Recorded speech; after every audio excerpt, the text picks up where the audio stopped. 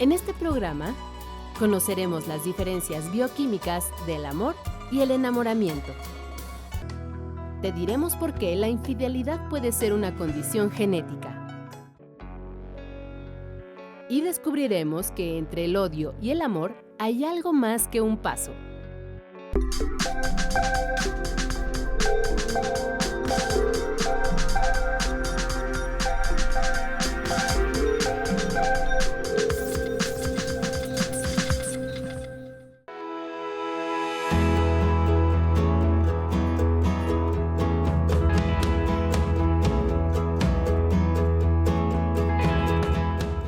Bienvenidos a Factor Ciencia, yo soy Alejandro García Moreno y en esta ocasión los saludo desde Zacatenco, al norte de la Ciudad de México, por supuesto, dentro de las instalaciones del Instituto Politécnico Nacional. En este programa vamos a hablar de un sentimiento universal que lo mismo ha sido fuente de inspiración artística que objeto de estudio para distintas disciplinas de la ciencia. Me estoy refiriendo al amor. Y en este programa vamos a ver qué tiene que ver el amor con disciplinas como las neurociencias, la psicología, incluso la propia farmacología. Quédate con nosotros, esto es Factor Ciencia. Comenzamos.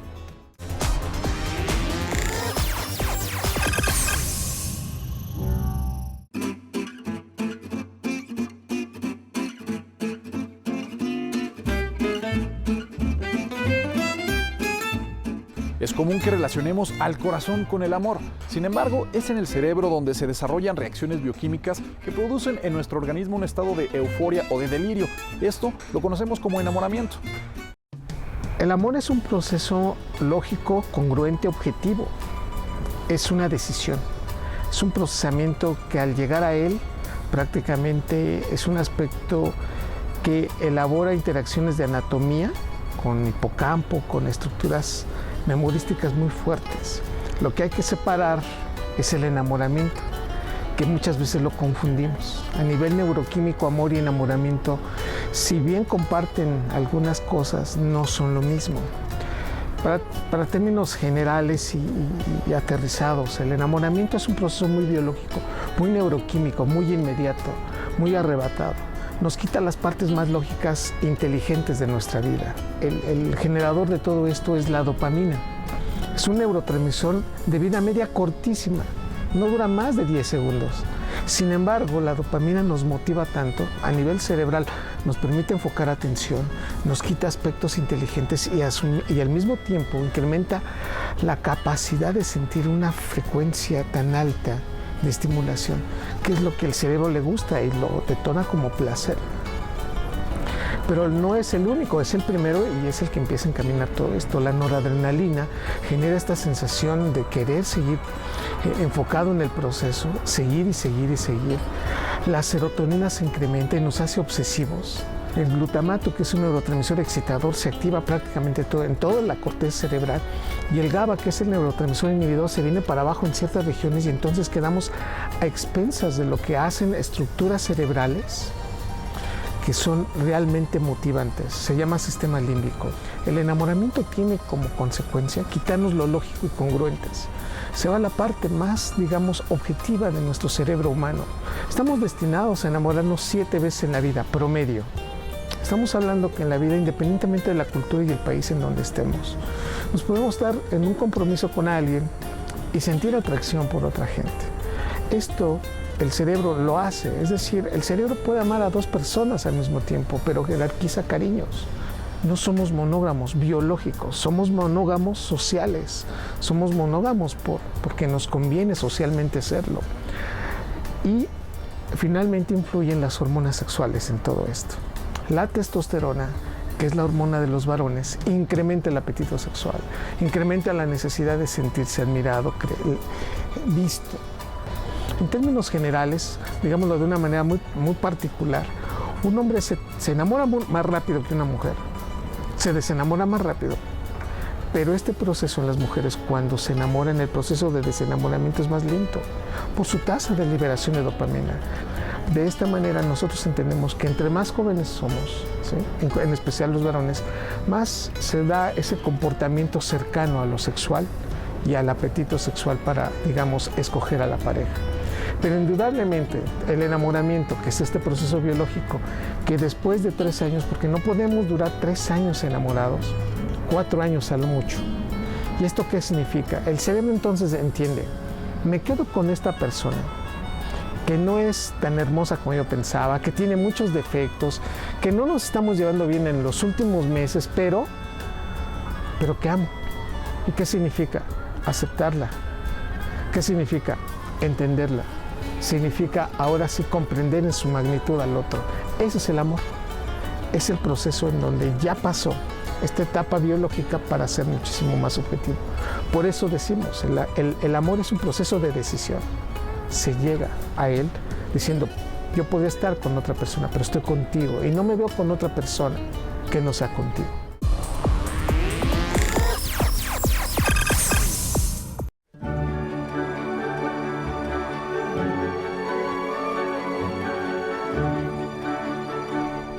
Seguramente has escuchado la frase "el amor está en el aire". Bueno, pues esta puede ser comprobada de manera científica, sobre todo si hablamos de feromonas. Estas son sustancias inodoras que secretan los animales principalmente con fines reproductivos. Fue en 1986 cuando se comenzaron a hacer las primeras pruebas para saber si los humanos también emitían estas feromonas y si tenían una influencia en el deseo sexual. Son compuestos químicos microscópicos que emiten señales de enorme poder al propagarse en el aire. Se llaman feromonas y activan respuestas territoriales, de alarma o sexuales en plantas y animales. Las feromonas son sustancias que son producidas por un ser vivo, liberadas al exterior y que actúan modificando la conducta de otros seres vivos de su misma especie. Estas sustancias volátiles son liberadas a través de la orina, el sudor y otras secreciones, y pueden ser percibidas a grandes distancias por algunas especies. La primera feromona que se aisló fue el bombicol.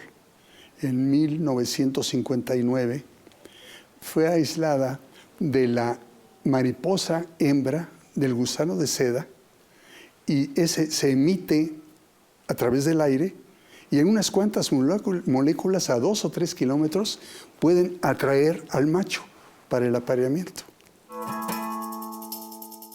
La mariposa Bombyx mori, al emitir ese estimulante ancestral, advierte al macho que es momento para la reproducción. En humanos las cosas cambian. La ciencia aún no determina la existencia o no de feromonas.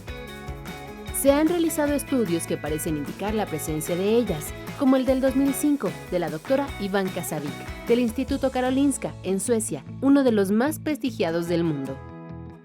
Con apoyo de tomografías cerebrales, la investigadora descubrió que las mujeres y hombres heterosexuales responden a lo que parece ser feromonas del sexo opuesto, mientras que mujeres y hombres homosexuales son atraídos por lo que pueden ser feromonas de su mismo sexo. Estos mensajes químicos no se perciben de la misma forma que otras sustancias. El órgano que se encarga de registrarlos es el vómero nasal, 1000 veces más sensible que el sentido del olfato.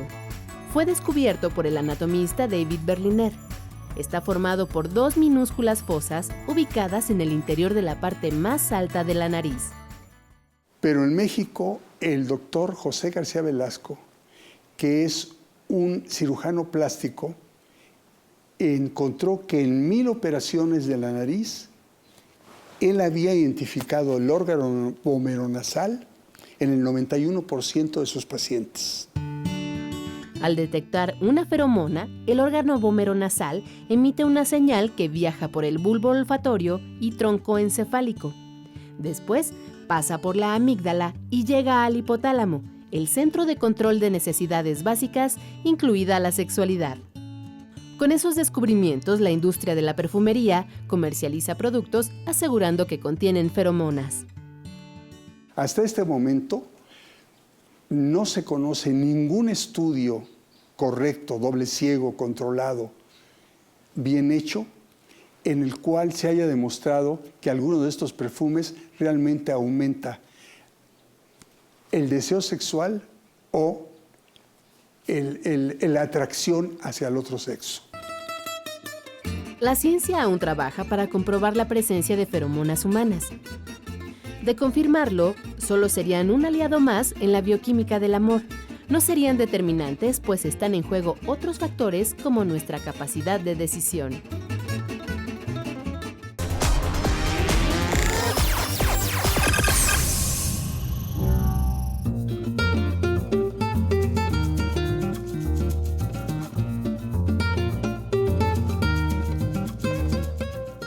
El amor no es sino un engaño de la naturaleza para conseguir la perpetuación de una especie. Es una frase del célebre filósofo alemán Arthur Schopenhauer que bien podrá ser aplicada a un estudio en el que se explica que la infidelidad es asunto de genes. Aproximadamente los últimos 20 años se ha descubierto que hay muchos genes que, digamos, en conjunto pueden regular cierto comportamiento. Esto, digamos, en primer lugar fue observado en algunas especies animales y tratando de extrapolarlo a los humanos, pues se encontró que sí, digamos, ciertas variantes en la información genética, que variantes pues son entendidas como pues las características de la información genética que nos hacen diferentes unos a otros, provocan que pues tengamos cierto comportamiento. Estos genes que están involucrados generalmente tienen que ver con la secreción de sustancias en sistema nervioso que se conocen como neurotransmisores y los receptores de estos, que son pues proteínas que ayudan a que esos neurotransmisores se puedan actuar, y también con hormonas. Desde el punto de vista genético es complicado poder estudiar la infidelidad. Es difícil porque pues obviamente cuando tú involucras a un grupo de personas en algo tan delicado, en el sentido tal vez de conductas, de moralidad, como es la infidelidad, pues juntar a un buen grupo de personas para buscar su información genética y compararla, a veces no es tan sencillo. Sin embargo, uno, digamos, de los más grandes estudios fue un estudio que se hizo en población finlandesa. En población finlandesa juntaron alrededor de 4,000 personas y tanto hombres como mujeres. Y finalmente se encontró una variante en un gen que tiene que ver con una de las hormonas, por ejemplo, de las que hablábamos, que se llama vasopresina, ¿no? Curiosamente, como que no se había pensado mucho porque la vasopresina no tiene, o sea, digamos, no era de los genes así preferidos en este sentido. Se encontró esa variante más en las mujeres que en los hombres. Cuando salió esa información, de hecho, inclusive salió en periódicos así como el New York Times, que decían, se descubre el gen de la infidelidad, ¿no? Y entonces se podrá imaginar a todas las parejas haciendo sus estudios genéticos para ver si tienen o no las variantes que están relacionadas con esto. Realmente no es determinante. Inclusive el espectro de la personalidad a veces es un poco difícil de estudiar porque yo tengo que buscar como grupos de personalidades similares. Es decir, si algo que se conoce, digamos, en la parte de psiquiatría y genética como endofenotipos. Las personas no somos completamente iguales en la personalidad una a otra. Entonces tengo que buscar, por ejemplo, para este grupo de estudios, personas que tengan comportamientos similares, ¿no? Habrá en este grupo tal vez de infidelidad personas que pues haya sido infiel una vez, ¿no? O personas que hayan sido infiel, bueno, que vivan de la infidelidad, ¿no? Entonces, no necesariamente el que yo tenga esas variantes es determinante. ¿Por qué? Porque, digo, si hacemos eso, pues le estamos dando la categoría a esa variante como si fuera pues una enfermedad o una patología, y realmente no es. Obviamente, cuando se encuentra una variante, por ejemplo, este caso que yo les decía de los finlandeses, pues se tiene que replicar, porque no todos tenemos la misma información genética, ¿no? Entonces puede ser que te aplique para también los finlandeses o ciertos grupos de finlandeses, pero no necesariamente aplica para toda la población del mundo. Eso nos sirve a nosotros para entender mucho más del comportamiento humano, que digamos, justamente lo que estamos tratando de hacer, buscar la relación entre ciertas características de nosotros y que esto pues tenga que ver con la información genética que nosotros tenemos, pero no es categóricamente determinante.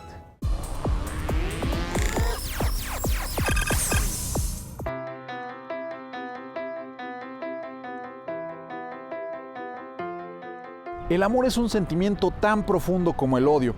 La razón parece estar en que al detonarse estas emociones se activan las mismas regiones en nuestro cerebro.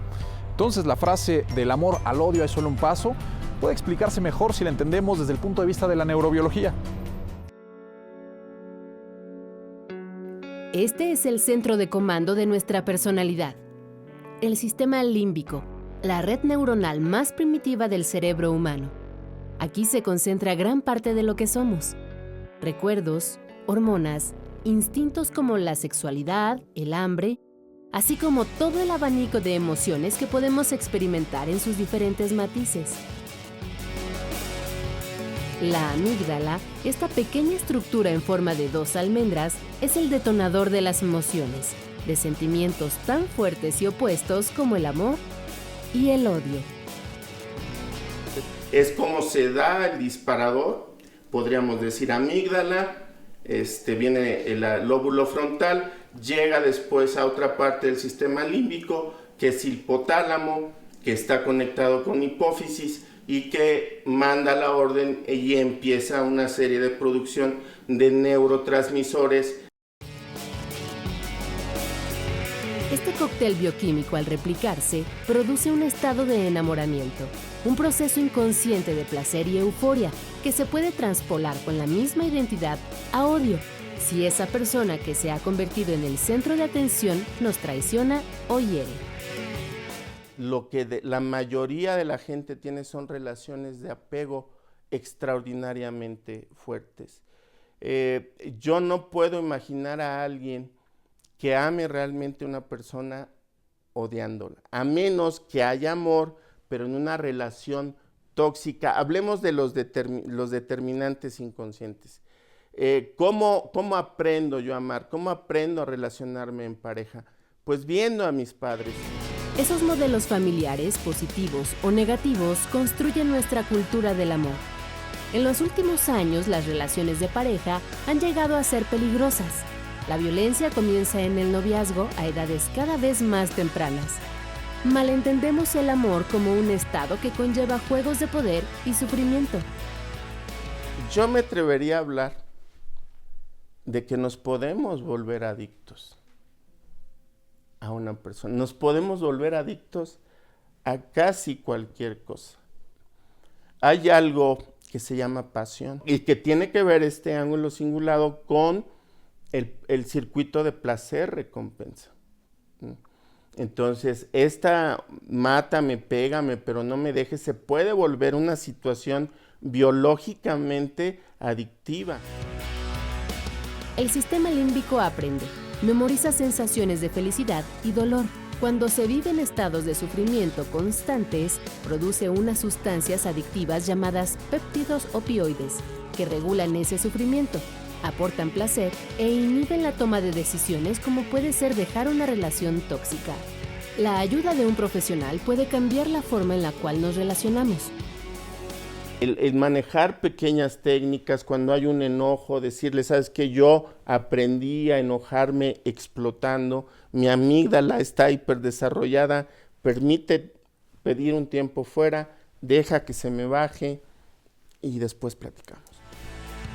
Hoy, la ciencia nos da la oportunidad de reaprender nuestro concepto de amor, de vivirlo plenamente, pero desde una esfera más sana.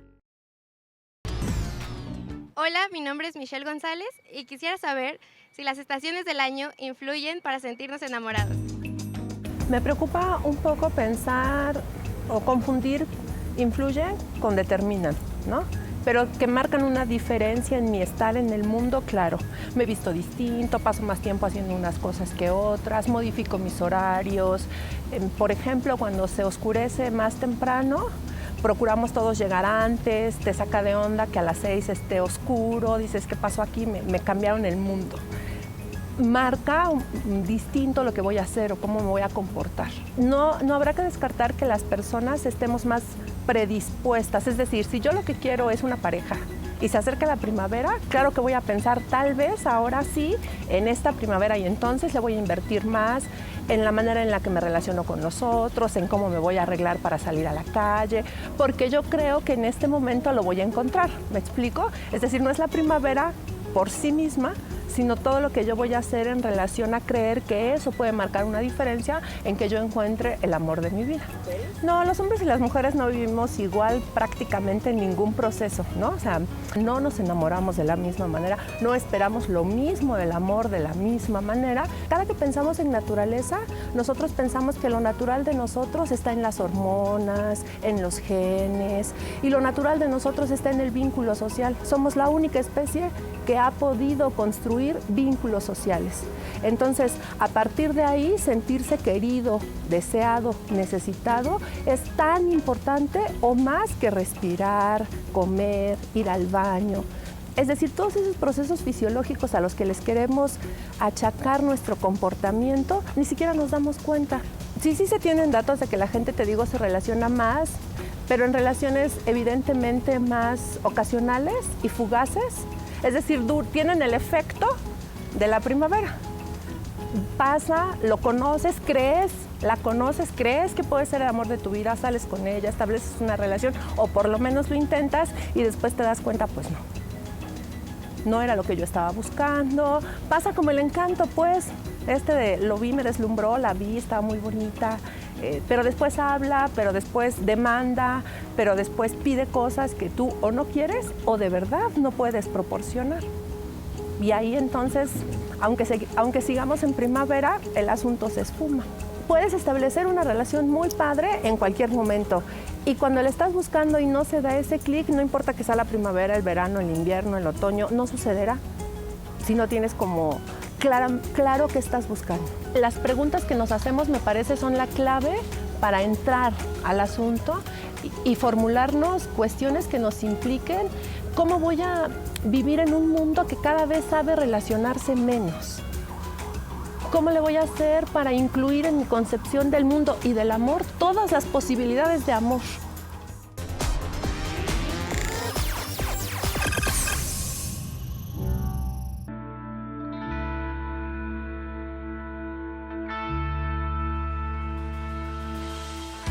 La sexualidad es una condición que nos acompaña prácticamente desde que nacemos y va evolucionando con nosotros a lo largo de nuestra vida hasta que ésta termina. ¿Pero te has preguntado cómo se desarrolla la conducta sexual en otras especies? Aquí te lo presento. Miradas, acercamientos, danzas y hasta sacrificios son parte de la sexualidad animal con el propósito de perpetuar las especies. Sin embargo, hay algunas conductas que nos pueden sorprender y otras parecer familiares, aun si hablamos solo de insectos y de aves. En los insectos, el apareamiento está muy lejos de ser armónico, ya que reina el control, la exigencia, el egoísmo y hasta la sobrevivencia. Por un lado, la reticencia de las hembras para aparearse para copular con los machos, y en segundo lugar, la gran disponibilidad de los machos por aparearse con el mayor número de hembras posible. Algunas moscas rechazan a los machos por el hecho de equivocarse durante la danza del cortejo. En especies de arácnidos, los machos, después de la cópula, aceptan ser comidos por la hembra, como sacrificio para preservar la especie. Otros, más precavidos, prefieren llegar al encuentro con un regalo nupcial, que suele ser igual de nutritivo para la consorte. Las libélulas hembras tienen fama de selectivas. La hembra, aunque pueda recibir los espermatozoides, no los usa. O sea, aunque la hembra sea inseminada, no usa esa carga espermática, sino la puede desechar porque el macho no la estimuló internamente de una manera adecuada. La inseminación traumática ocurre con las chinches de cama. Los machos tratan ansiosamente de inyectar sus espermatozoides en cualquier parte del cuerpo de la hembra, sin importar el daño que hagan. El 95% de las especies de aves son monogámicas sociales. Solamente en etapas reproductivas pueden vivir en pareja, después pueden buscar otra. La monogamia estricta, sí, real, única, los albatros y los cisnes. Los albatros, en realidad, cuando forman parejas, es muy difícil que si la hembra llega a morir o el macho, estos vuelvan a buscar pareja. Entonces se mantienen estables y pues ahora sí, como en los humanos, quedan viudos, pero hasta ahí, y no vuelven a tener otra pareja. Aunque se pueden llegar a dar serias excepciones. Y a través de estudios de genética es como se ha detectado pues un poquito la poligamia de hembras que son muy fieles y que realmente no, porque se dan cuenta al hacer los estudios genéticos que los pollos que están criando realmente no son de ese macho dominante, porque a hurtadillas por las mañanas salen las hembras y buscan a otro macho dominante, se aparean con él, regresan a su nido. Esto y más es parte de esa compleja combinación de genética e instintos que asegura la preservación de la vida animal.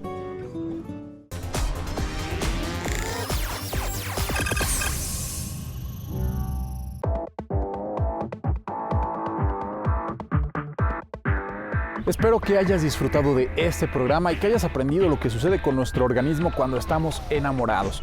Yo te recuerdo que puedes seguirnos en Twitter, Facebook, visitar nuestro portal o descargar cualquiera de nuestros programas a través de iTunes. Y no olvides que seguimos investigando lo que ocurre en el mundo de la ciencia y la tecnología para llevarlos a tu pantalla. Yo soy Alejandro García Moreno y esto fue Factor Ciencia. Te espero la próxima semana.